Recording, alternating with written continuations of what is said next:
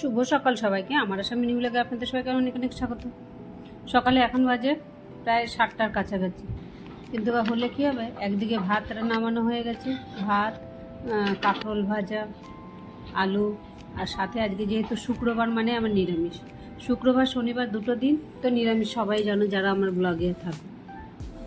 আর এই দুটো দিন নিরামিষ মানে ঘরে মানে বৃহস্পতিবার দিন রাত্রের থেকে ঘরে মানে মানে ফ্রিজে মাছের কোনো কিছু তরকারি বানিয়ে রাখতে চাই না আর কি। এই দুটো দিনের জন্য ফ্রিজও একদম মুছে পরিষ্কারই থাকে আমার। ওইভাবে করে আজকে সকালবেলা সেই আগেই ভেবে রেখেছি যা যা সবজি আছে সব কিছু মিলিয়ে পোস্ত, আর এদিকে মুগ ডাল, কাঁকরোল ভাজা, এ দুটো হবে। কালকে তো শনিবার, কালকেটা ওই কাঁকরোলের পুর করবো। অনেকগুলো কাঁকরোল কালকে দেখে নিয়ে এসছে, প্রায় 1.5-2 কিলোর মতো হবে। তো কালকে ডাল আর কাঁকরোলের পুর, আর কিছুই করবো না, শনিবার নিরামিষ। আর কালকে তো ও আসবেও না, তাই সকালবেলাটা আমাকে একা সমস্ত এদিকে রান্নার এদিকে ঘরেরগুলো করতে হবে। তাই ও ওইদিকে এসে রান্নারটা করে দেখি আমার এদিকে বাসি কাজকর্মগুলো তাড়াতাড়ি হয়ে যায়। তো এখন 7:30টার মধ্যে মোটামুটি ঘর ঝাড়ু দেওয়া, ঘরটা মুছা, এই পাশটা হয়ে গেছে, এবার ও পাশটা মুছা ফেললে হয়ে গেল। ঘর ঝাড়ু মুছা সমস্ত কিছু করে স্নান পূজা একবারে সেরে এখন বাজে 8:45-এর কাছাকাছি চলে আসলাম রান্নাঘরের দিকে।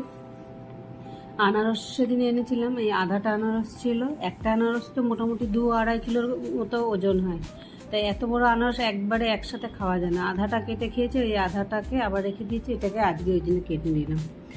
বেকার চাটনি খেয়ে ওই সঙ্গে চিনি বা গুড় দিয়ে মিশিয়ে ওই খাওয়ার থেকে এইভাবে করে খেয়ে নিলে সকালবেলা ফলটাও খাওয়া হলো।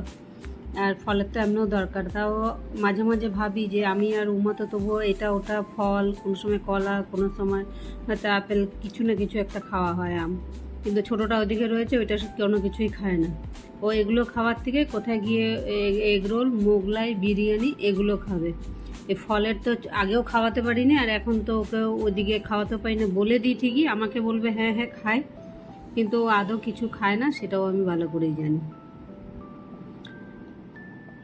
যাই হোক, সকালবেলায় এই ফল চেষ্টা করি সকালে জলখাবারের সঙ্গে যে কোনো একটা ফল রাখতে, যে ফলটা খেয়ে নিয়ে তারপরে রুটি পরোটা যা খাবার খাক।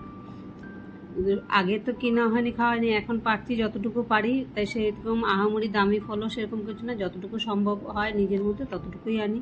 আর সঙ্গে এই যে পোস্ত তরকারি রান্না হয়ে গেছে, আগে টিফিনটা ভরে দিয়ে দিই। একটু নারকেল আর পোস্ত মিশিয়ে, বিন আছে, বটবডি আছে, ঝিঙা, কাঁকরোল, আলু, বেগুন সমস্ত কিছু মিশিয়ে পোস্ত তরকারি। তাই পোস্ত তরকারি দিয়ে ওদিকে একটু দিলাম। আর আজকে রুটিটাকে পুড়িয়ে ফেলেছে, পুড়িয়ে আবার উল্টো করে রেখেছে যাতে আমি দেখতে না পারি, কিন্তু খাওয়ার সময় তো ঠিক পাতেই পড়বে। পোড়া রুটিটা নিয়ে আসলাম। এবার খাওয়া দাওয়ার সমস্ত কিছু সেরে এসে গেলাম দোকানের দিকে। ব্লগটাকেও আজকের মতো শেষ করলাম। ব্লগটা কেমন লাগলো কমেন্টে অবশ্যই জানিয়ে, ভালো লেগে থাকলে একটা লাইক করে দিন।